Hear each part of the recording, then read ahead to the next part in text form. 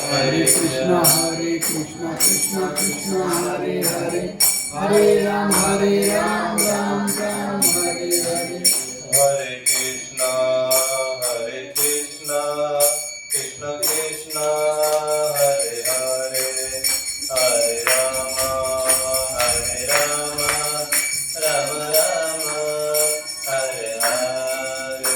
हरे कृष्णा कृष्ण कृष्ण हरे हरे, हरे राम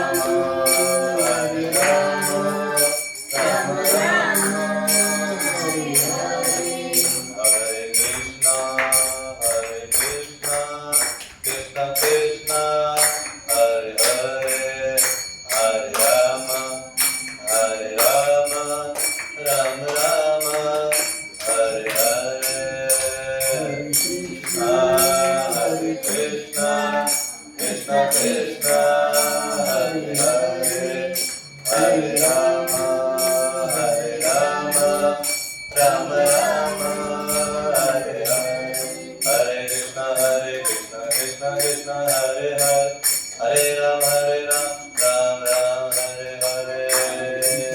कृष्ण कृष्ण हरे हरे, हरे राम राम राम हरे हरे.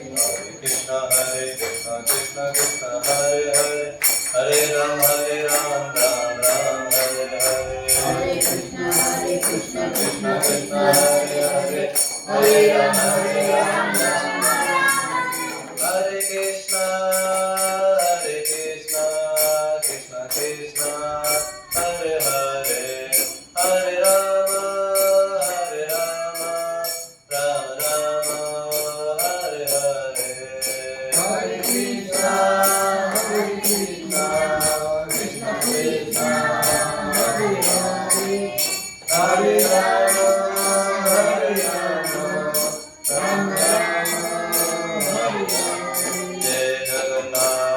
जय जगन्नाथ जय बलदेव जय सुभद्रा. जय जगन्नाथ जय जगन्नाथ जय बलदेव जय सुभद्रा. गौरनिताय जय गौरनिताय. गौरनिताय जय गौरनिताय.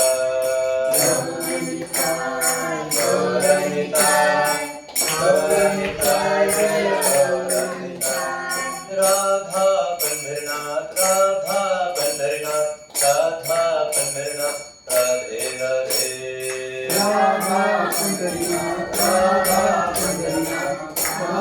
पंढरीनाथ राधे राधे. राधा गोविंद राधा गोविंद राधे राधे. राधा गोविंद राधा गोविंद राधा गोविंद राधे राधे. विठ्ठल रखुमाय विठ्ठल रखुमाय विठ्ठल रखुमाय जय विठ्ठल रखुमाय. विठ्ठल रखुमाय विठ्ठल रखुमाय जय विठ्ठल रखुमाय. जय जय प्रभुपाद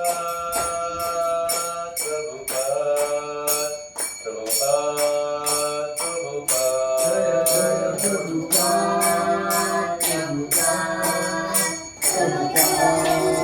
प्रभुपाद. योग धर्म हरिनाम संकीर्तन की जय. हरे कृष्ण महामंत्र की जय. मंत्रा श्रीमद् भगवत गीता की जय. ओम नमो वासुदेवाय. ओम नमो भगवदेवाय. ओम नमो भगवते वासुदेवाय. ओम नमो भगवते वासुदेवाय. ओम नमो भगवते वासुदेवाय. ओम नमो भगवते वासुदेवाय. नारायणं नमस्कृत्य नरं चैव नरोत्तमं देवी सरस्वती व्यासं ततो जयमुदीरये. नष्टप्रायेषु भद्रेषु नित्यं भागवत सेवया भगवते उत्तमश्लोके भक्तिर्भवति नैष्ठकी. कृष्णाय वासुदेवाय देवकी नन्दनाय च नन्दगोपकुमाराय गोविन्दाय नमो नमः. हरे कृष्ण हरे कृष्ण हरे कृष्ण. हरे कृष्ण. हरे कृष्ण. साप्ताहिक सत्संगामध्ये आपलं सर्वांचं स्वागत आहे.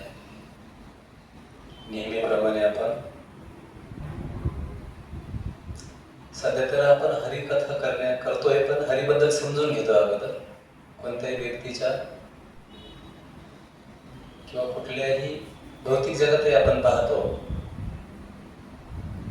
कथा तेव्हाच आपल्याला जास्त समजतात किंवा जास्त बऱ्या वाटतात जेव्हा त्या व्यक्तीबद्दल आपल्याला काही ना काही माहिती असते. अज्ञात व्यक्तीबद्दल आपल्याला जास्त काय काय नाही आनंद नसतो किंवा ऐकण्यात रसही नसतो.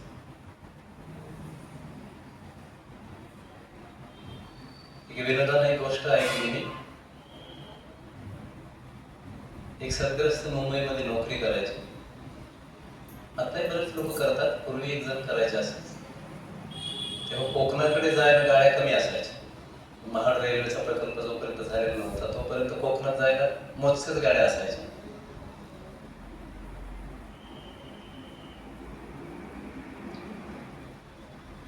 आणि त्यांना मुंबईवरून कोकणात जायचं होतं. निरोप आला की त्यांच्या घरी कोणीतरी आजारी आहे, वडील आजारी आहे, वडिलांना भेटायला जायचं.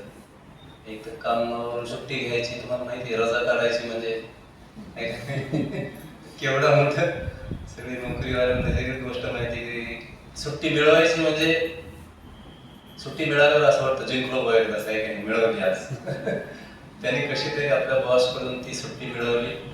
आजच्या दिवसापुरती मला 2-3 दिवसाची सुट्टी पाहिजे, वडील आजारी, कोकणात जायचंय, त्यांना भेटायचंय, परत यायचं. थोडा जास्त सुट्टीचा त्याने कालावधी टाकला. बॉसने सांगितलं एवढी सुट्टी मिळणार नाही, थोडीशी सुट्टी दिली, एवढ्या काळात तू आला पाहिजे घरी. संध्याकाळी घरी परतल्याबरोबर संध्याकाळी आवरायला सुरुवात केली. पत्नीला सांगितलं आपल्याला उद्या सकाळीच जायचं आहे, पटकन आटोपलं. पण सगळं ग्रस्ती आहे, घरग्रस्ती आटोपता वेळ बराच झाला. रिक्षा मिळाली तर ट्रॅफिक मध्ये अडकले. तिथून कसे तरी गेले स्टेशनला. आणि स्टेशनला गेल्यावर कळालं की नुकतीच 5 मिनिटापूर्वी कोकणात जाणारी जी सकाळची ट्रेन आहे ती गाडी गेली. ती गाडी गेल्यावर त्यांनी डोक्याला हात लावून बसले. एक तर सुट्टी कमी आहे, या गाडीने गेलो असतो तर अमक्या वेळेत पोहोचलो असतो. हा वेळ मला याला टाइम मॅनेजमेंट जे असेल. पण पुढे स्टेशन मास्तरकडे जाऊन विचारलं आता कोणती गाडी आहे. ते म्हणाले आता दुपारनंतर आहे, 4-5 नंतर. अरे बापरे, म्हणाले एवढा वेळ तर आजचा दिवस इथेच गेला तर सुट्टीचं जे काही कालावधी आहे तो मला कसा पुरणार आहे. म्हणून बसले हात लावून, डोक्याला हात लावून विचार करत बसले आता काय करावं, कोकणात कसं जायला पाहिजे. दुसरं काही पर्याय नाही. जवळचा रेल्वेचा प्रवास म्हणजे साधा नाही. ते काही बस रिक्षाने आपण एकदा 4 किलोमीटर 10 किलोमीटर जाऊ शकतो. दूरवर जायचं आहे. त्यावेळेस ते सद्ग्रस्त आले, त्याच्या शेजारी बसले. म्हणजे काय कसं काय चाललं. ते म्हणाले काय नाही, बरी आहे तब्येत वगैरे. बऱ्याच चौकशी झाली. ठीक आहे, बऱ्याचशा गोष्टी झाल्या. थोड्या विचारल्यानंतर ते म्हणाले माझ्याबद्दल काही सांगू का. ते म्हणाले तुमच्याबद्दल मला काही सांगू नका, मला कोकणात गाडी कधी जायला ते सांगा. तुमच्याबद्दल ऐकण्यात मला काय रस आहे. ते म्हणत होते मी इथला अमुक आहे, तमुक आहे, हे आहे तो आहे. म्हणजे मला काही आवश्यकता, मला आता गरज कशाची आहे. कोकणात गाडी जायला आहे की नाही ह्या विचारत आहे. त्यामुळे मला बाकीच्या गोष्टी ऐकण्यामध्ये रस. सातच्या श्लोकामध्ये आपण बघणार आहोत की भगवंत म्हणतात, आपल्या मागच्या वेळेस आपण बऱ्याच वेळा म्हणतो की विनोद सत्संग हरिकथा, हरीच्या कथा होत नाही. आणि जोपर्यंत आपला इतर मोह जात नाही किंवा इतर गोष्टी आपल्या जीवनात आपल्याला ज्या काही पूर्तीकडे आपण पाहतो त्या पूर्ण होतील, त्याचं ज्ञान आपल्याला जोपर्यंत होत नाही, नक्की कशा पूर्ण होतील, नक्की काय पूर्ण करायला आपण आलोय, कशासाठी आलो, आपल्याला काय पूर्ती व्हायची इथे, तोपर्यंत कृष्णाबद्दल भगवंताबद्दल माहितीच नाही काय आहे. काय बऱ्याच लोकांना कृष्ण म्हणजे बऱ्याच लोकांना माहितीच नाही. एक तर पहिली गोष्ट दुसरी गोष्ट माहिती झालीच तरी त्याची म्हणजे त्याला काय मिसकन्सेप्ट ज्याला म्हणून की आपण काय म्हणतोय मराठीमध्ये त्याला ते झालं इंग्लिशमध्ये की त्यांच्या अशा भावना आहे का कृष्ण म्हणजे कुठेतरी गोपिकांबरोबर नाचणारे काय काय कुठेतरी आपले खेळणारे बागडणारे एक छोटा बालक आहे एवढीच भावना आहे त्यांची. एक मोठे तत्वज्ञानी आहे भारतामध्ये बंगालमध्ये तिथं असं म्हणाले होते की ज्यांनी भगवद्गीता सांगितली ते कृष्ण आणि गोकुळामध्ये ज्याने लीला केल्या वस्त्रहरण केलं दही चोरलं दूध चोरलं गायी चारल्या हे कृष्ण दोन एक असू शकत नाही हे वेगळे आहेत आणि तत्वज्ञान सांगणारे त्यांना वाटतं तत्वज्ञान सांगणारा व्यक्ती म्हणजे गंभीर काय काय नाही मोठा विचारी मोठा प्रबळ असावा आणि कृष्ण काय लीला करतात गायी मागे राहतात आणि गोपिकांचे वस्त्र चोरतात त्यांच्या डोळ्या करतात असं काहीतरी पसरवलेलं आपल्याला वाटतं कृष्ण म्हणजे उगीच आपले आहे का नाही गोपाळांबरोबर खेळणारे गोड्या मारणारे बागडणारे दही खाणारे लोणी खाणारे तूप दही दूध चोरणारे असं वाटतं. कारण का आपल्याला कृष्ण नेमकी कोण आहे कृष्ण तत्व काय आहे हे जास्त सामान्य इंद्रियाद्वारे कळतच नाही. त्यामुळे आता ते कसे आहेत आणि ते किती श्रेष्ठ आहेत त्यांचं काय आपण मागच्या श्लोकात ऐकलं की अहम सर्वस्व प्रभाव त्यांच्या प्रभावामुळे हे जग निर्माण होते. पण याचं ज्ञान होण्यासाठी भगवंत एका श्लोकामध्ये म्हणतात की आता तुला हे कसं समजावण्यासाठी मी एक श्लोक इथे म्हणतात भगवंत अर्जुनाला माझ्या पाठीमध्ये म्हणा 9व्या अध्याय 9वा आहे आणि याच्यातला पहिला श्लोक आहे. या श्लोकामध्ये म्हणतात आपण म्हणू शकता माझ्या मागे श्री भगवान वाच इदं ते गुह्यतम् प्रवाक्ष्यमेन सूयवे ज्ञानं विज्ञान सहितं यज्ञत्वा मोक्षसे स्वात्. आता मी म्हणतोय का श्री भगवान वाच इदं ते गुह्यतं प्रवाक्ष्यमेन सूयवे ज्ञानं विज्ञानं सहितं यज्ञत्वा मोक्षसे शुभात्. श्री भगवान वाच इदं ते गुह्यतं प्रवाक्ष्यमेन सूयवे ज्ञानं विज्ञानं सहितं यज्ञत्वा मोक्षसे शुभात्. या श्लोकाचा अर्थ असा आहे हे जो श्लोक आहे संस्कृत श्लोक आहे ना याचा असा अर्थ आहे श्री भगवान म्हणाले अर्जुनाचा आणि भगवंताचा संवाद चालू आहे बोलणं चालू आहे त्याच्यात भगवान म्हणाले हे अर्जुना तू माझा कधीच मत्सर करीत नसल्याने मी तुला हे परम गोपनीय ज्ञान तथा त्याच्या अनुभूतीचे ज्ञान प्रदान करतो आणि ते जाणल्याने तू भौतिक अस्तित्वातील सर्व दुःखापासून मुक्त होशील. श्लोकाचा अर्थ असा आहे प्रभुपाद म्हणतात की भक्त जेवढ्या प्रमाणात भगवंताविषयी श्रवण करतो तितकं अधिक प्रबुद्ध होतो म्हणजे अधिक बुद्धिमान होतो म्हणजे अधिक समजायला सुरुवात होते अधिक गोष्टी माहिती होतात जेव्हा तू भगवंताबद्दल ऐकायला सुरुवात करतो. या श्रवण विधीचा महिमा श्रीमद भागवतामध्ये सांगण्यात आलेला आहे. भगवंताचे उपदेश हे शक्तिशाली आहेत आणि भक्ताच्या सत्संगात भगवत कथांची चर्चा केल्याने त्या शक्तीचा प्रत्यय येऊ शकतो. म्हणजे भगवंताबद्दल जाणण्यासाठी भगवंताबद्दल ऐकतो जेव्हा ही जी विधी आहे तेव्हा जेव्हा जितकं भगवंत श्रवण करतो तेवढा तो काय होतो प्रबुद्ध होतो. प्रबुद्ध म्हणजे काय समजदार होतो अधिक समजदार होतो व्यक्ती. हे ज्ञान साक्षात्कारी आहे. हे ज्ञान कसं आहे साक्षात्कार करणार आहे आणि म्हणून ते शुष्क तर्कवाद्यांच्या किंवा सांसारिक पंडिताच्या संघाने प्राप्त होऊ शकत नाही. कोणी सांसारिक पंडित व्यक्ती असतील कोणी शुष्क तर्कज्ञानी असतील त्यांच्या संगतीमध्ये हे ज्ञान प्राप्त होत नाही. भक्त हरे कृष्ण बसा भक्त हे नित्य भगवत परायण असतात आणि कृष्ण भावनेमध्ये युक्त असलेल्या जीवांची मनोवृत्ती आणि प्रामाणिकपणा भगवंत जाणतात आणि भक्ताच्या संघामध्ये कृष्ण विज्ञान जाणण्याची बुद्धी त्यांना प्रदान करतात. कृष्णाला जाणणे काय आहे विज्ञान आहे. भगवंताला जाणणं काय आहे कोणत्याही गोष्टीला जाणण्याला आपण काय म्हणतो विज्ञान म्हणतो. तो म्हणले प्रभुपाद इथे लिहितात की कृष्ण भावनेमध्ये जे भगवत परायण व्यक्ती असतात, कृष्ण भावनेमध्ये युक्त असलेल्या जीवांची मनोवृत्ती आणि प्रामाणिकपणा भगवंत जाणतात आणि भक्ताच्या संघामध्ये कृष्ण विज्ञान जाणण्याची बुद्धी त्यांना प्रदान करतात. श्रीकृष्ण विषयी चर्चेत अलौकिक सामर्थ्य आहे आणि जर भाग्यशाली मनुष्याला असा सत्संग प्राप्त झाला तथा त्याने हे ज्ञान आत्मसात करण्याचा प्रयत्न केला तर निश्चितच तो आध्यात्मिक साक्षात्कारामध्ये प्रगती करू शकतो. अर्जुनाने आपल्या सामर्थ्यशाली सेवेत अधिकाधिक उन्नती करावी या उद्देशाने त्याला प्रेरणा देण्याकरता भगवान श्रीकृष्ण आतापर्यंत प्रकट केलेल्या इतर कोणत्याही विषयापेक्षा अधिक गोपनीय विषयांचे वर्णन या 9व्या अध्यायात करीत आहे. हा 9वा अध्याय जो आहे याच्यामध्ये अधिक गोपनीय गोष्टी, गोपनीय गुह्यत गोष्टी असतात ना, ज्या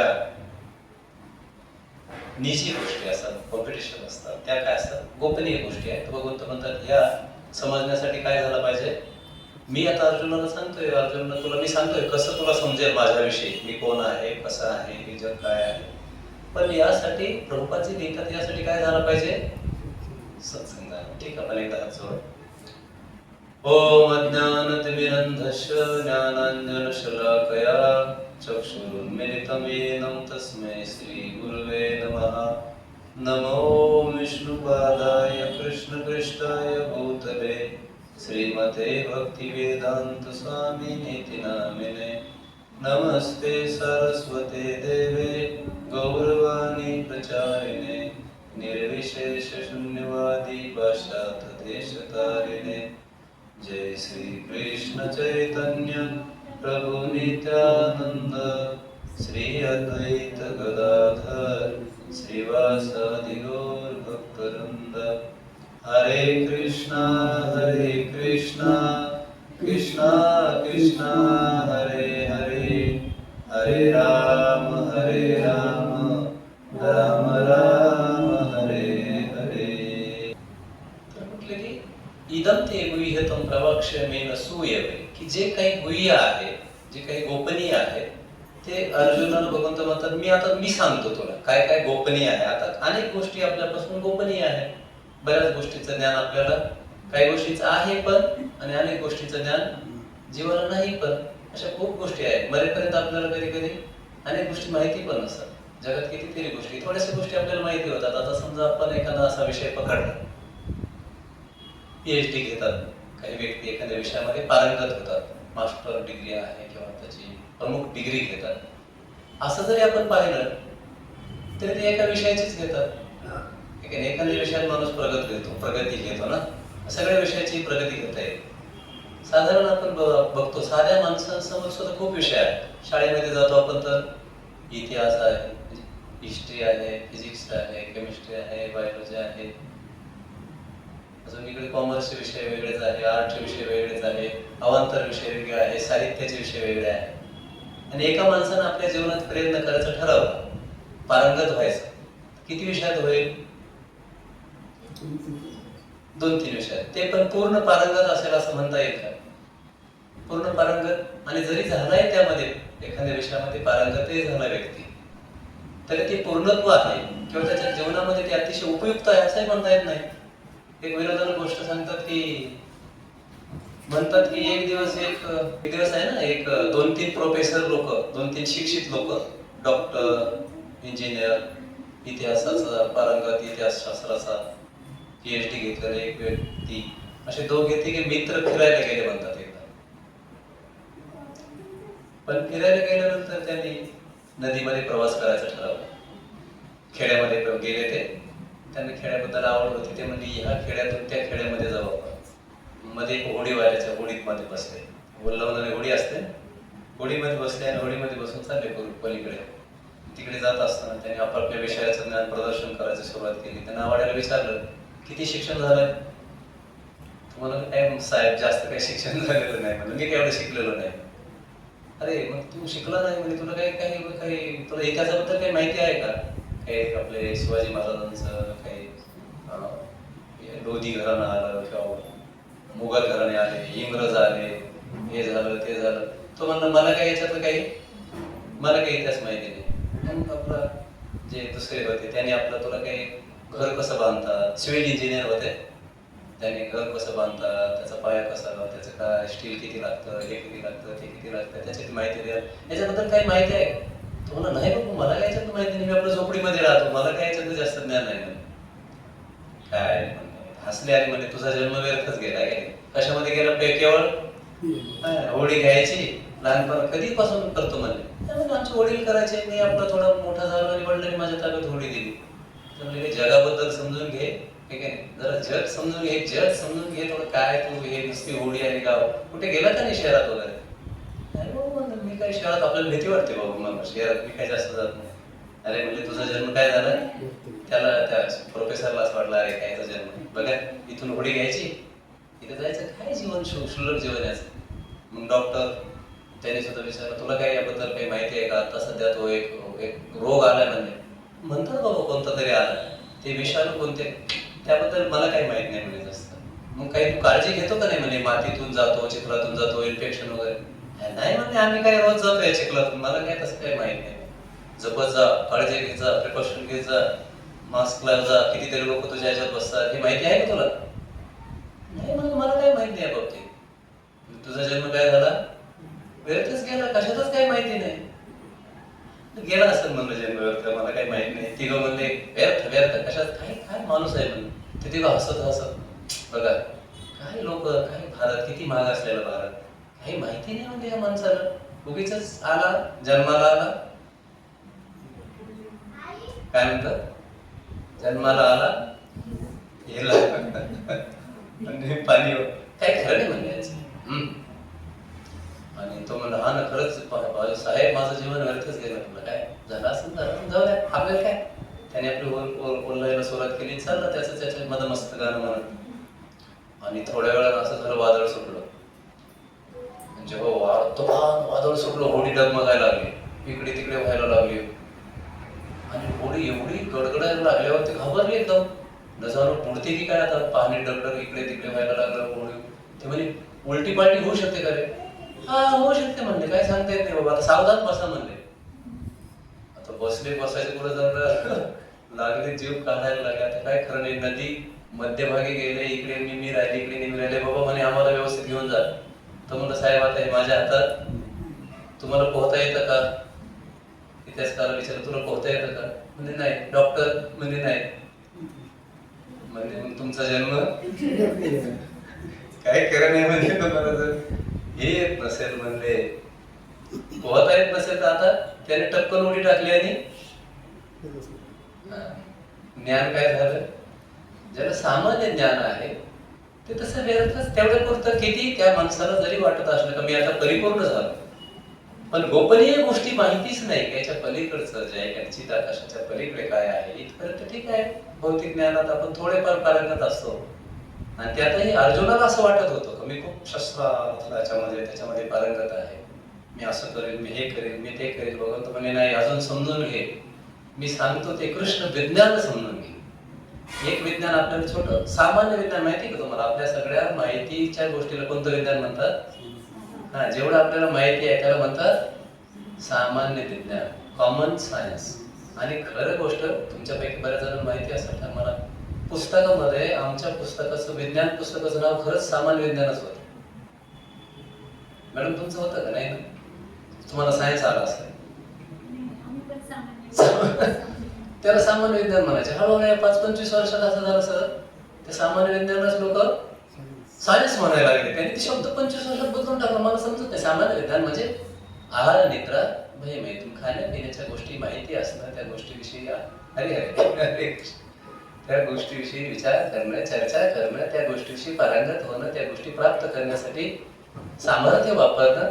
आणि खरं पहा बरं, जगात सगळे कशाची धडपड चालू आहे, त्या 4 गोष्टी माहिती आहेत. मोठे सायंटिस्ट कशावर विचार करतात? हाऊ टू मेंटेन बॉडी आणि हाऊ टू मेंटेन फॅमिली. याच्या पलीकडे काय चर्चा चालू आहे? फॅमिली कशी हे करेल आणि बॉडी कशी ठेवू. यापेक्षा तर प्राणी खूप पारंगत आहे.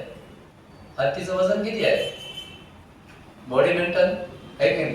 काय कुठं जिमला जात नाही, कुठे जात नाही, काय करत आहे काय? भरती मोठी शक्ती आहे.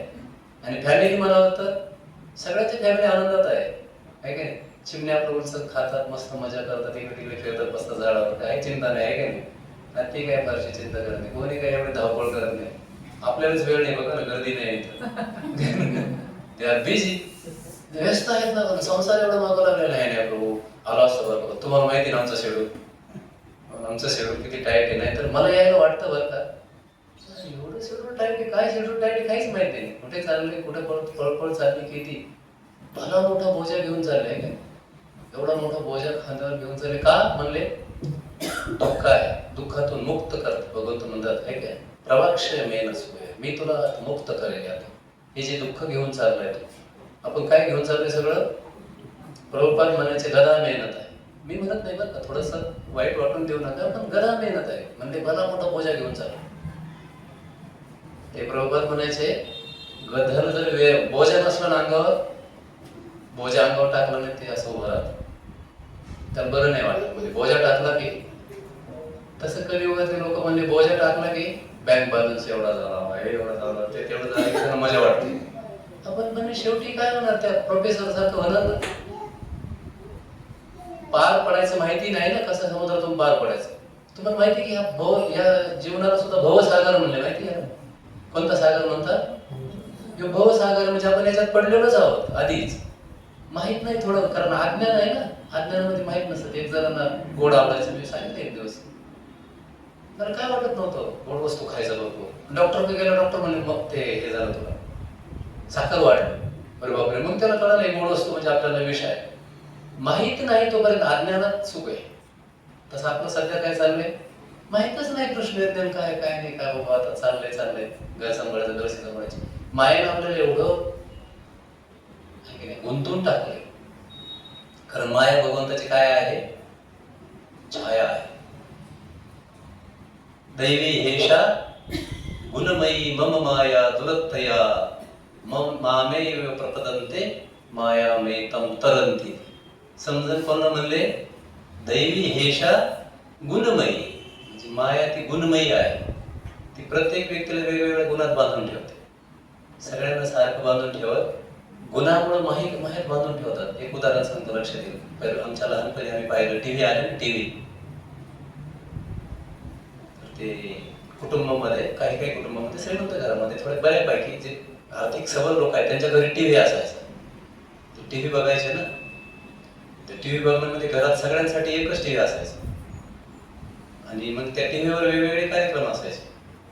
काही गाणी असायचे, काही बातम्या असायच्या, काही मालिका असायच्या, काही चित्रपट असायचे, आणि काही असायचं शास्त्रीय संगीत. ते असं सुरू झालं की सासरे बाबा त्याच्या समोर बसायचे ना, वा सुंदर चालू आहे. माझे माहेर पंढरी, त्यांना ते म्हाताऱ्या माणसाला बरं वाटायचं. सुनांना काय वाटायचं माहितीये का, म्हणजे लेकरं बाळांना काय म्हातारे बसल्याच्या समोर काय माहिती काय गाते ते लोक. त्यांच्यासाठी ते गुण नाही, पण म्हाताऱ्यासाठी बातम्या सुरू झाल्या की कधी कधी 2 चॅनल एकत्र असले तर मालिका आणि बातम्यांचं गडबड होते ना. इकडे मालिका पाहिजे असते, तिकडे बातम्या पाहिजे असते, किंवा इकडे क्रिकेट पाहायचं असतो मुलांना आणि तिकडे ते गुणात बांधलेलं आहे ना. क्रिकेट सुरू झालं तर मुलांना पाहावं वाटतं. सर सांगतात एका घरात डायरेक्ट टीव्हीच फोडून टाकला. का बरं, म्हणजे बातम्या पाहून दिल्या नाही. मालिकाच पाहिजे म्हणजे न्यूज पाहिजे. लयच भांडण. विनोद सांगतो, एक जणाला विचारलं, तुझ्या पत्नीचं नाराज असली तू कसं ओळखतो. तर म्हणलं काय, रिमोट फेकून मारला तर मी समजतो मी टीव्ही जास्त पाहतो. मोबाईल फेकून मारला तर मला समजतं का मी मोबाईल असं फोडतोड म्हणून मला आठवलं. फोडतोड होते कारण त्यांना ते आवडत नाही, याला आवडते. गुण आहे ना, दैवी हेषा गुणमयी मम माया. माया एवढी प्रभावित, ज्याला ज्या गुणात बांधतं त्याला तो गुण भारी वाटतो. क्रिकेटची मॅच आली की पोरांना वाटतं टीव्हीवर मॅच बंद होऊ नये. त्यावेळेस स्त्रियांना वाटतं एक मालिका पाहिजे, सोडून काय लावलंय बंद काय माहिती. 12 माकडं आली 3 लाकडं. एक आमच्याकडे एक म्हातारा म्हणायचे, "हे काय पाहतो 3 लाकडं आणि 12 माकडं." आता मला वाटतं 11च आहे. पूर्वी 12 जण असायचो, एकला खेळाडू पण असायचा. असो, आपला विषय तो नाही. दैवी हिंसा गुणमयी मम माया दुरत्तया. माझी माया कशी आहे म्हणले? दुरत्तया आहे. ती सामान्य माणसाला समजत नाही. दुरत्तया. पण कोणाला समजते म्हणले? मामेव. मला जे शरण येतात, प्रपद्यते माया मेतम तरंती ते. जे भगवंताला शरण येतात त्यांना हळूहळू माया समजायला सुरुवात होती. माया म्हणजे काय आहे, गुण म्हणजे काय आहे. मागच्या वेळेस मी तेच सांगत होतो. प्रकृती क्रियमानाने गुणकर्मांनी सर्वस्व अहंकार विमूढ आत्मा करता आम्ही ती म्हणणे. म्हणजे आपण जे जे काम करतो ते आपल्या काय करतो? प्रकृतीनुरूप गुणानुरूप करतो, नाही का? चित्रकार त्याच्या गुणाने चित्र काढतो. हे गुण आहे आणि हे सगळे गुण माईक आहे. पण असं एक म्हणतात, थोडं विषय टप आहे, थोडा समजून घ्या. असं एक म्हणतात, कृष्ण है सूर्य सम. कृष्ण कसे आहे? कृष्ण है सूर्य सम, माया है अंधकार. जहा कृष्ण तहा नाही रे माया राधिकार. जिथं कृष्ण आहे, ज्या व्यक्तीच्या जीवनात कृष्ण आले तिथं माया अधिकार नाही. माया राहत नाही. म्हणजे मायेचा अर्थ असा आहे की जे नाही ते वासणं, जे खरं नाही ते वाटणं, त्याला म्हणतात माया. खरं नसतं पण वाटतं. ते नाही का मृग धावतात, ते हरिण धावतात राजस्थान वगैरे भागातून, त्याला पाणी वाटतं ना. ते पाणी वाटतं. ते कोणतं म्हणतात त्याला? त्या पाण्याला मृगजळ. म्हणजे मृगाला काय दिसतं? जळ दिसतं, पाणी दिसतं. मृग नाम हरिण. हरणाला काय दिसतं? पाणी. पण ते पाणी असतं का? तिथे गेल्यावर त्याचा विश्वासघात होतो. तसं आपल्या समोर सुद्धा मृगजळच आहे ना. संसार एक दिवस सुखाचा होईल असं वाटतं की नाही? पण खरंच होतो का? होईल असं वाटतं ना प्रत्येकाला. पण जो शेवटी गेला त्याला विचारा बरं, संसार सुखाचा झाला का खरं? आजोबांना भेटा बरं, आजोबा संसार सुखाचा झाला का? काय सांगावं म्हणले आता, आहे की नाही? आता म्हणले मी तरी काही बोलत नाही. आता बोललं तर उगाच वाढेल. काय सांगावं आता, आहे की नाही? भांडणं असतात ना घरात. आता म्हाताऱ्या माणसं गेलं ना, ते मला एक सवय, म्हणजे माझी एक सवय आहे. मी बऱ्याच वेळा म्हाताऱ्या ग्रस्ताजवळ गेलो, तुम्ही जाऊन बघा आणि त्यांच्या मनातलं उचकून काढा, खरंच बाबा समाधान मिळालं का? स्वच्छ प्रकारे संसार केला, एवढे दिवस झाले, कसं काय संसार एकदम सुखात गेला. म्हणून आता काय सांगावं, आमचे दिवस कसे, आम्ही कसे दिवस काढले. आणि आता काय प्रभुपाद तर गधा मेहनत का म्हणायचे? म्हणजे गाढवाला जसं काम करून घेतलं जातं आणि शेवटी तसं माया काय करते? आपल्याला संसारात राबवून घेते, शेवटी काहीच देत नाही. काही देत नाही. सगळं इथेच ठेवून द्यायचं, आहे की नाही? हात लावून नको बोलतात. म्हातारा माणूस एक दिवस गेला टीव्ही चालू करायला, घ्या म्हणले इकडे रिमोट. कशाला? ते काही गडबड झाली तर, आहे की नाही? रिमोट द्या ठेवून. ते इकडे गेलं द्या ठेवून, तिकडे गेलं. म्हणजे मी कोणत्या म्हातारीच कल्पना करत नाही. पण तुकाराम महाराज म्हणले म्हणून मी म्हणतो. तुकाराम महाराज म्हणजे श्वाना परी गती झाली, सर्व करती हाड. सगळे जण म्हणतात गप्प बसा, तुम्ही गप्प बसा. नाही का? आपण कुत्र्याला कसं गप्प पळ तिकडे जा. म्हातारा म्हणून म्हणायचं नाही, पण संसाराचं रूपच असेल. कोणी काही असतं, आपण सर्वजण याच्यातून जाणार. कोणी व्यक्ती, कोणी म्हातारा आहे म्हणून त्याला आपण म्हणतोय असं नाही. आता सध्या आपल्या डोक्यावर माया आहे, घर बांधायची, दार बांधायची, हे करायचं ते करायचं, म्हणून आपल्याला ते कळत नाही. ते ज्ञानच माहिती नाही. म्हणून म्हणले कृष्ण भावना भावित झालं पाहिजे. कसं झालं पाहिजे? मायाचं खरं स्वरूप काय आहे आणि आपलं खरं स्वरूप काय आहे. तर भगवंत म्हणतात मी तुला हे सांगतो आता, कारण तू मायेमुळे दुःख प्राप्त होईल तुला. मायेमध्ये जेवढं राहू आपण तेवढं काय मिळतं तुम्ही पहा. म्हणजे कळत नाही आता ते, पण असं म्हणतात की या जगात सुख आहे. काय आहे? सुखानंतर दुःखानंतर, सुखानंतर दुःखानंतर, सुखानंतर शेवटी काय येतं? शेवट सुख येईल का दुःख येईल? लास्टला मृत्यूच्या वेळेस दुःख आहे. म्हणून सगळे लोक रडतात आहे. तो रडतो, हे रडतात, सगळे रडतात. म्हणजे शेवटी दुःखच आहे. लास्ट मोमेंट म्हणजे दुःख आहे. त्यामुळे कृष्ण भावना भावित व्हायला पाहिजे आणि कृष्ण भावना समजून घ्यायला प्रभुपाद म्हणतात सत्संग पाहिजे. जो भगवतपरायण व्यक्ती आहे त्याच्याकडून ऐकलं पाहिजे. आणि कलियुगात ती रुची कमी आहे. कलियुगात काय आहे? खूप कमी आहे. म्हणजे किती? मनुष्यानां सहस्रेषु कश्यद्दत्ति सिद्धये यदात्मानां वा सिद्धानां म्हणजे मनुष्यानां सहस्रेषु. हजारामध्ये एखाद्याला वाटतं की आध्यात्मिक गोष्टी ऐकाव्या, गीता ऐकावी. किती लोकांमध्ये? हजारो लोकांमध्ये एखाद्याला वाटतं. मनुष्यानां सहस्रेषु कश्यद्दत्ति सिद्धये. त्याच्यापैकी हजारातल्या एखाद्याला ऐकावं वाटतं, गीतेच्या क्लासला जावं वाटतं, भगवंताबद्दल स्मरण करावं वाटतं, त्यांच्या कथा ऐकाव्या वाटतात, सत्संगाला जावं वाटतं. पण नेमकीच घटना अशी होते म्हणले, यतात्माना, त्या हजारापैकी हजारात एखादा टिकतो, हजारो मध्ये एखादा टिकतो. कृष्ण भावना समजून घ्या. हरे कृष्ण. मोहरा ऐसे फळे नाही येते काही गळते. आंबे आहे का कोणाच्या घरी? झाड आहे सर्वांच्या घरी. मोहर येतो माहिती आहे? मोहरा ऐसे फळे नाही. जेवढा मोहर आला तेवढे फळे येतात का? काय होतं? काही गळत नाही. आणि जेवढे फळं आले येती काही गळते. सगळे फळं आले तेवढे पण येतात का? मिळतात का आपल्याला? काही फळं छोटे छोटे पडून जातात. वारा आलं, वादळ आलं, काही गळतात आपोआपच ना. येती काही गळती, पक्वदशी येती थोडे. पक्वदशी म्हणजे शाक, शाक होते ना, त्यापैकी काही फळांचे काय होते? शाक होते. आणि शाक झालेले फळं पण सगळे पिकत नाही बरं का. नाश आढी बेचे तो. आढीला लावले का त्याच्यात काही नसतं. इथे प्रभुपाद म्हणतात, कोणी सामर्थ्यशाली पुरुष आत्मसाक्षात्कारी त्याने जर श्रद्धापूर्वक भगवंताच्या कथा ऐकल्या तर तो प्रबुद्ध होतो. टिकण्यासाठी काय होतो? आपल्याला टिकण्यासाठी काय पाहिजे? मनुष्य प्रबुद्ध पाहिजे ना, समजदार पाहिजे ना. ज्याला समजतं तोच पुढे निघतो ना. थंडी वाजायला लागली, वादळ सुरू झालं, हे सुरू झालं, ते सुरू झालं. लहान मुलांना वाटतं आता घरी जाऊच नाही कारण वादळ सुरू झालं. पण जो हुशार आहे, बुद्धिमान आहे, त्याला माहिती इथं थांबून उपयोग नाही, आपण घरात निघायला पाहिजे.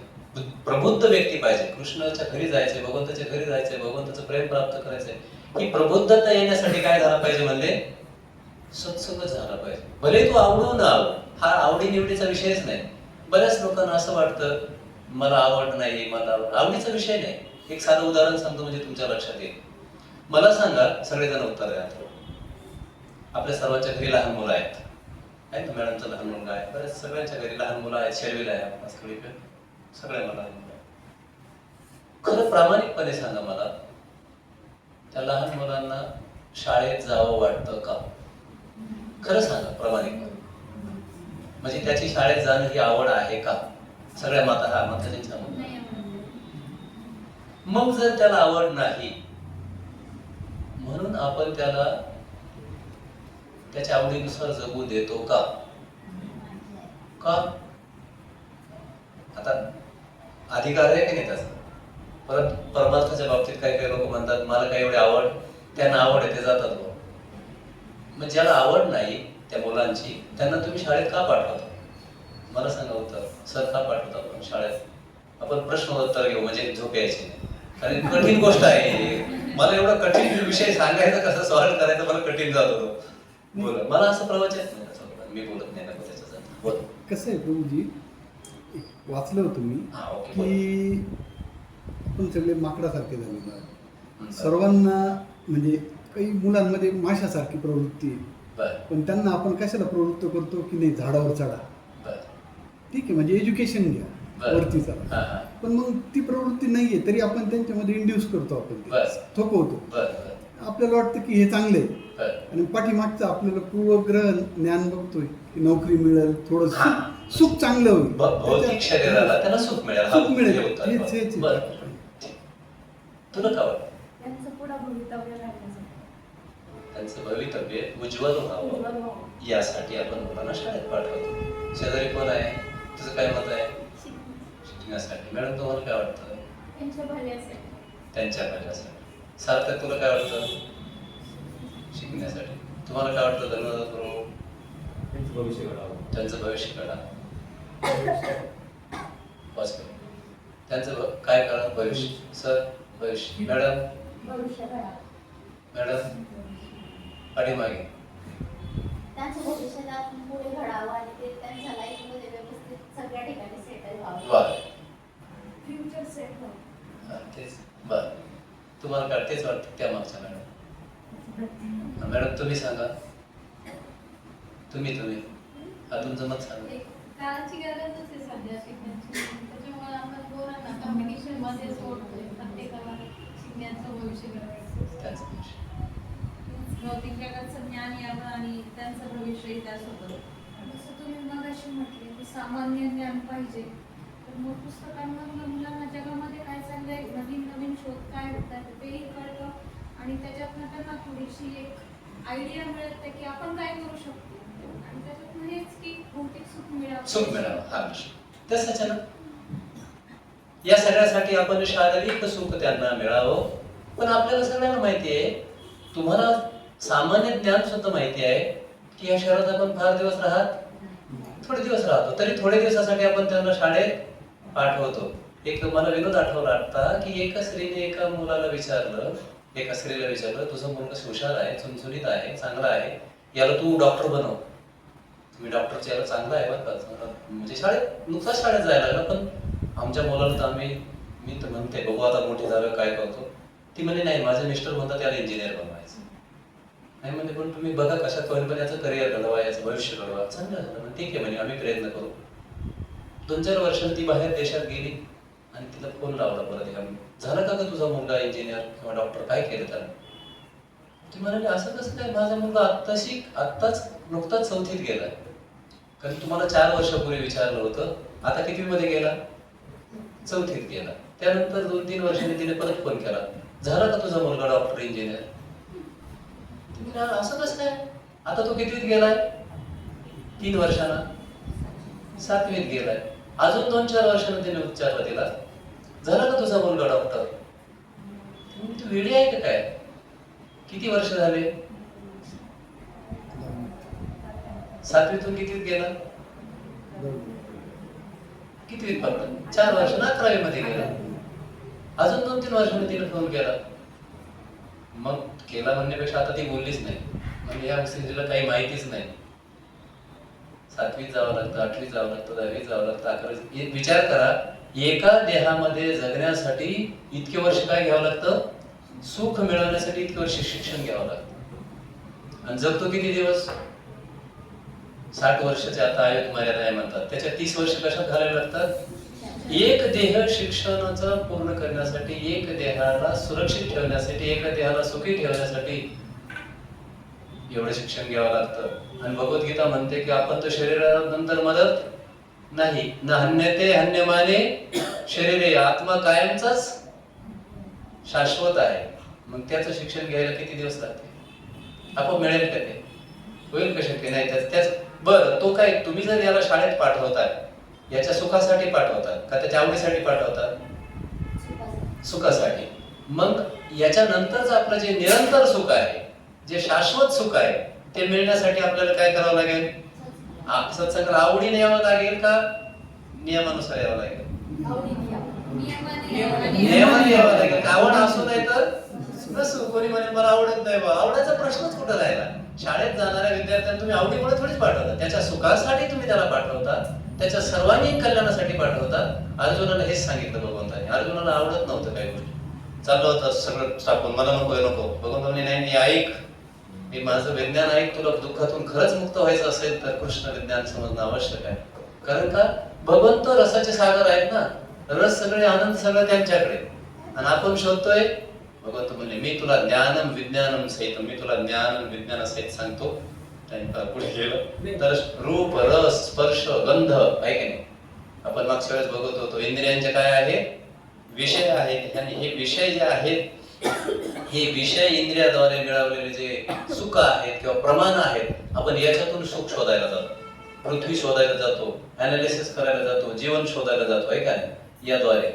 प्रत्यक्ष प्रमाण म्हणतात, प्रत्यक्षम किम प्रमाणम. काही लोक म्हणतात आम्ही प्रत्यक्ष पाहिल्याशिवाय. आता सध्या स्थितीला आपल्या दृष्टीने आपण कृष्ण पाहिलेले, म्हणजे असे पाहिलेत, पण खरंच आपली कृष्णाची अजून भेट झालेली नाही, किंवा जगही कसं निर्माण झाले हे आपल्याला निश्चित माहिती नाही. पण कोणती गोष्ट आपण विश्वास कशावर ठेवतो? आपल्या इंद्रियावर विश्वास ठेवतो आहे की नाही? प्रत्यक्ष पाहिलेल्या गोष्टी विश्वास ठेवतो. प्रत्यक्ष आश्चर्य तर आहे बाबा, नाहीतर मग ना करतो ना कधी कधी. कारण बऱ्याच वेळा आज तुम्हाला आम्हाला माहित नाही, पण मला बऱ्याच वेळा प्रश्न येतो, प्रभू देव आम्ही पाहिलाच नाही, मग कसं काय तुम्ही कसं काय मान्य करता? देव आहे, कृष्ण आहे, हे कसं मान्य करता? कृष्ण अजून आपल्याला भेटले कोण आपल्यापैकी? नाही भेटले असते, पण आपल्याला ज्ञानच नाही.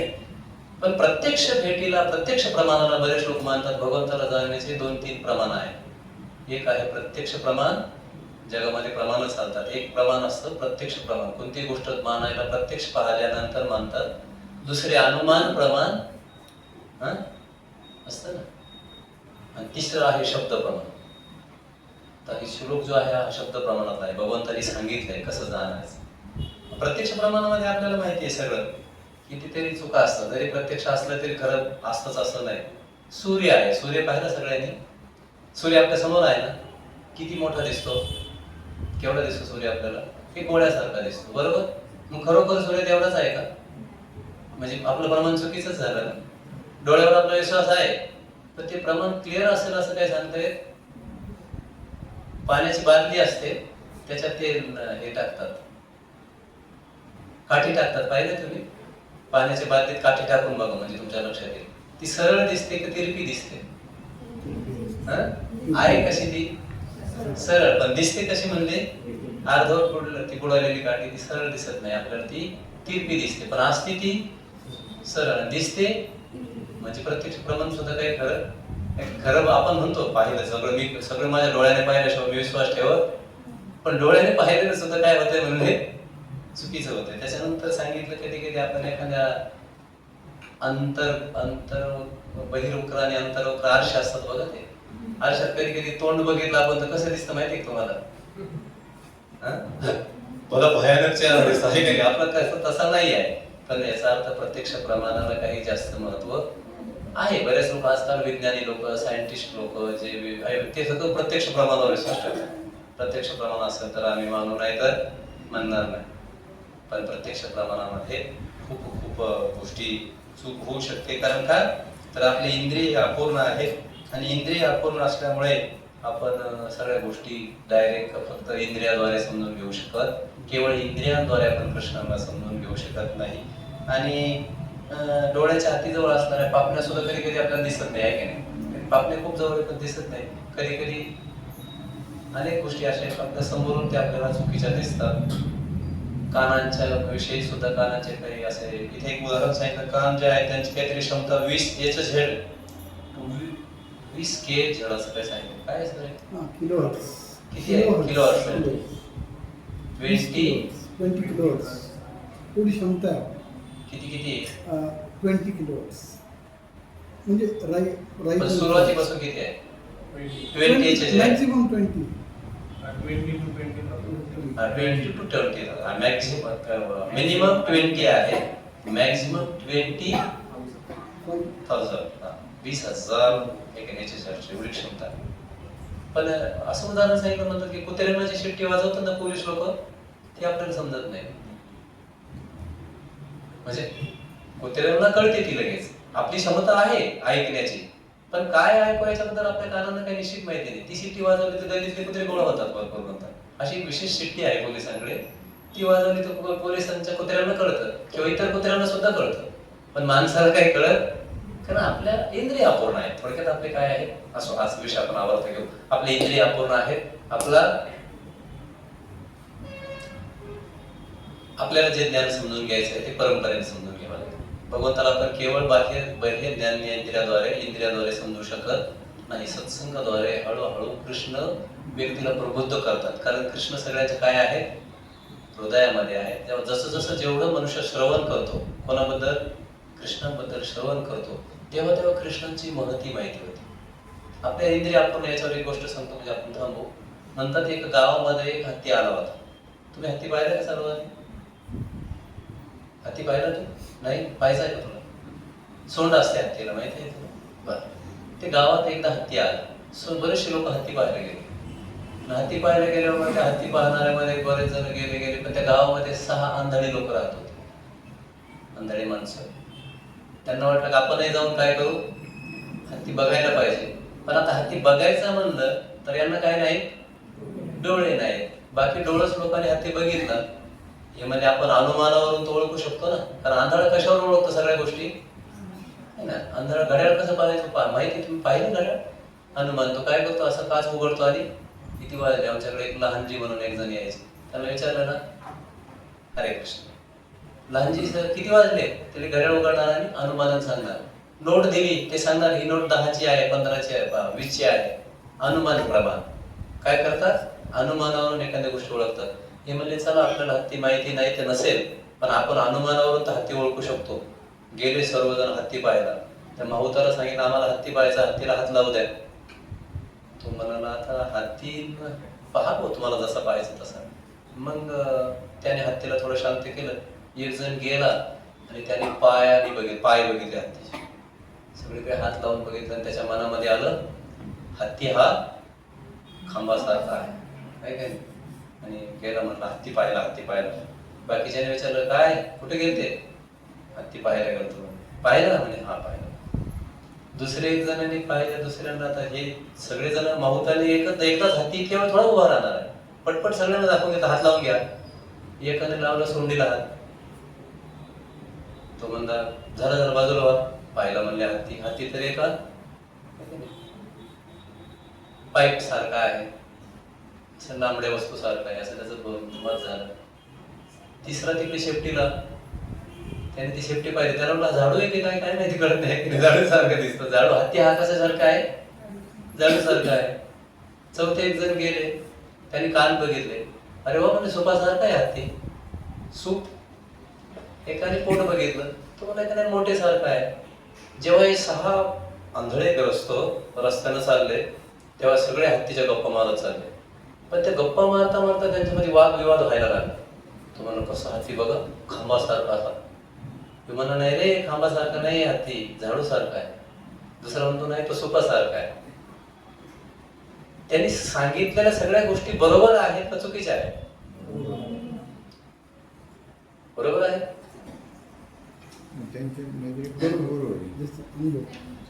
त्यांच्या सांगितलेल्या गोष्टी बरोबर असूनही चुकीच्या आहेत. म्हणजे याचा अर्थ अनुमान प्रमाण आपले सगळे बरोबरच आहेत असं काही सांगते ना. अनुमान प्रमाण एका मर्यादेपर्यंत बरोबर आहे. शास्त्रज्ञ लोकांनी केलेली, आपण केलेली भूमिका अनुमानाने बरोबर आहे असेल, पण ती पूर्ण प्रमाणित नाही आहे, पूर्ण बरोबर नाही, अर्ध सत्य आहे. काय आहे हे अर्ध सत्य आहे. तसं जगात आपण जे पाहतोय ते अर्ध सत्य आहे.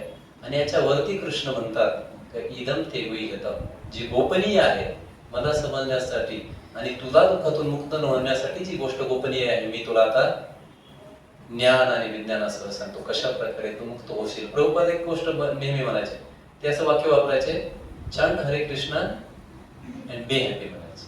म्हणा बरं एकदा, हरे कृष्ण कृष्ण कृष्ण हरे हरे, हरे राम राम राम हरे हरे. प्रत्यक्ष प्रमाणातही चुकी आहे, अनुमान प्रमाणातही चुकी होण्याची शक्यता. अनुमान कधी कधी एक जण एक ग्रस्त एका घरी गेले, मोठे भांडणं चालले होते त्यांच्या घरात. तो कान लावून दाराला कान लावून भरायला, त्याला वाटलं घरात खूप भांडणं झाले. दरवाजा उघडा थोड्या वेळानं दरवाजा टकटक केला. घरात गेलं तर टीव्ही चालू होता, टीव्हीवर फायटिंग चालू होती. प्रत्यक्ष तिथे काही नव्हतं, पण याला काय म्हटलं अनुमानावरून नक्कीच यांच्या घरात भांडणं चालू आहे. म्हणून अनुमान प्रमाणही पूर्ण बरोबर मानलेलं नाही शास्त्राने, प्रत्यक्ष प्रमाणही पूर्ण बरोबर नाही, अर्ध सत्य आहे. पण पूर्ण प्रमाण आहे शब्द प्रमाण. एवं परंपरा प्राप्त इमं राज ऋषी विदो. परंपरेनं भगवंताने सांगितलं, त्यांच्यापासून गुरु परंपरेनं ते तिचे शुद्ध ज्ञान आलं की दुःखातून जीव कशा प्रकारे मुक्त होईल आणि कशा प्रकारे तो आनंदित राहील आणि कशा प्रकारे कृष्ण त्याच्यावर कृपा करतील, कशा प्रकारे तो प्रबुद्ध होईल. यशोदा मातेचे बलरामजीने एकदा तक्रार केली भगवंताची. यमुनेच्या किनारी खेळायला गेले आणि खेळायला गेल्यानंतर सगळे खेळत होते, सगळे मित्र परिवार खेळत असताना अचानक कृष्णाने माती खाल्ली. तिथे तुम्ही गेले की नाही, कोणी जर गेले ब्रजमध्ये माता जाऊन आले, माता तिथे माती आणली होती का तुम्ही ब्रह्मांड घाटावरची कधी मिळाली तुम्ही पाहिजे कोणी नाही पाहिजे. तिथे गोळे विकतात असे, ब्रह्मांड घाट आहे वृंदावन मध्ये, तिथे गोळे विकतात असे मातीचे, लोक घेऊन येतात खाण्यासाठी.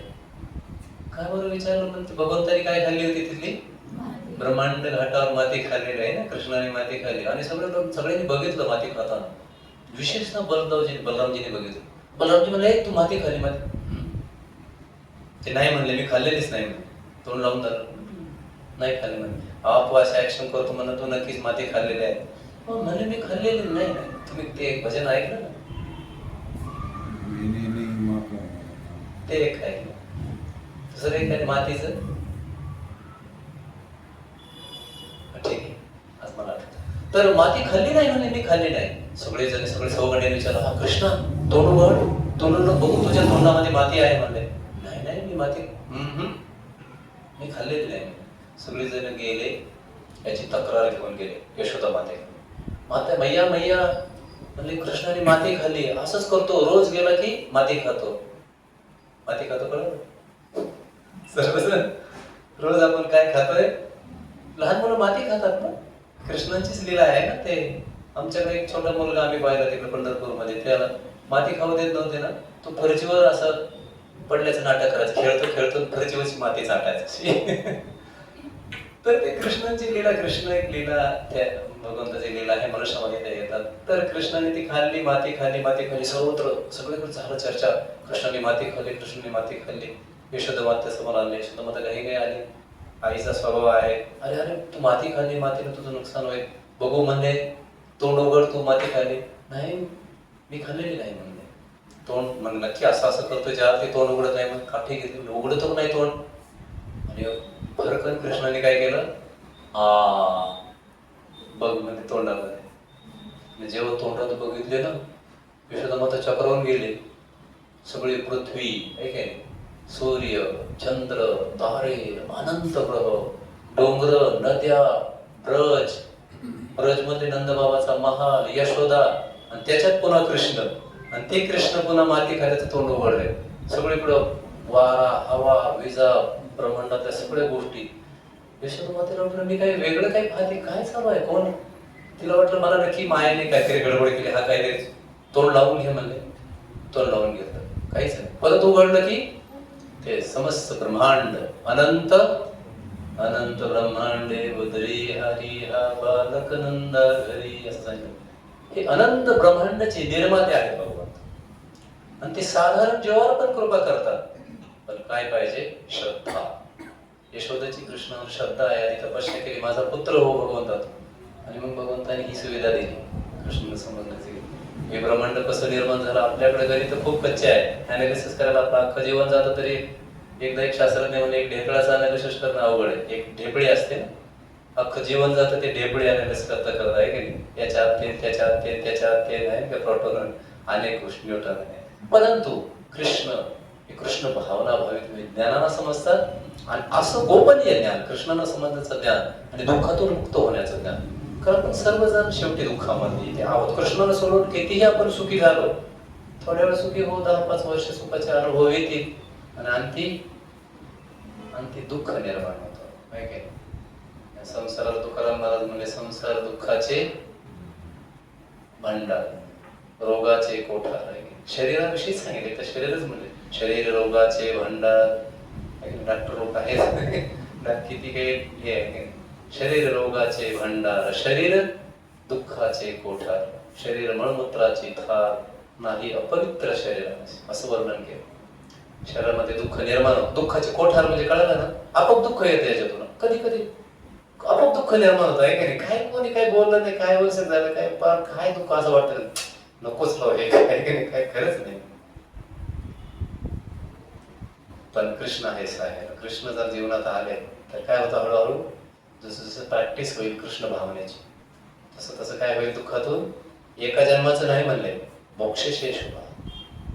नियमितपणे जे दुःख आहे, अनंत जन्माचं दुःख करून तो दूर करून टाकते. सो हरे कृष्ण. ठीक आहे, यशोदा मातेवर जी भगवंताने कृपा केली आहे की नाही, की कृष्ण केवढे महान आहेत. ब्रह्मांड पाहिले यशोदा मातेच्या मनात आला, अरे बाबा कृष्ण म्हणजे महान आहे, महान.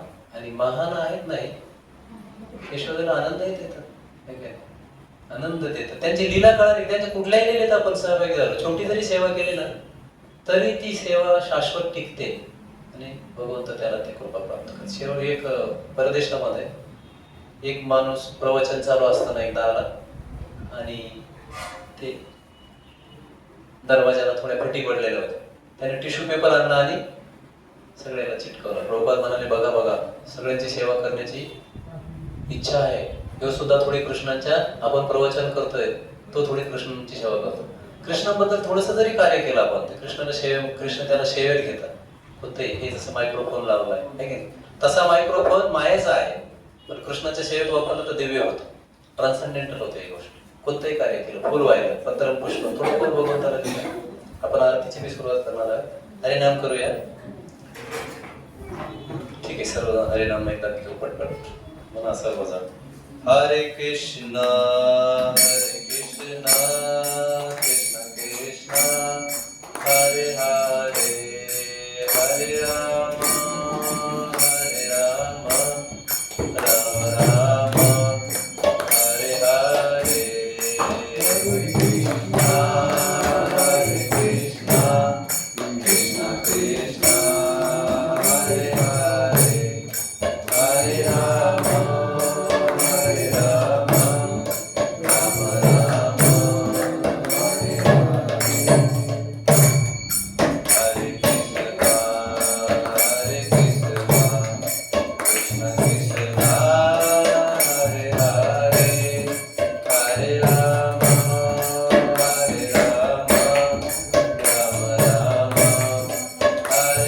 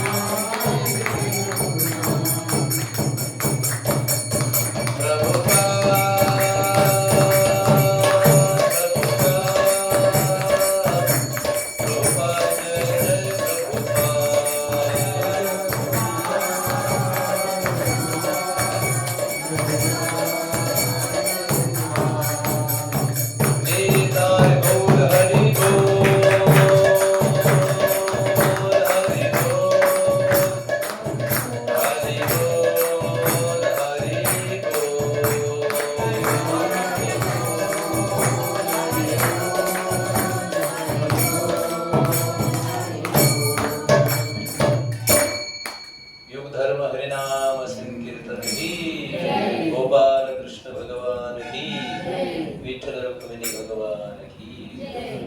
गौर प्रेमानंदे हरी हरी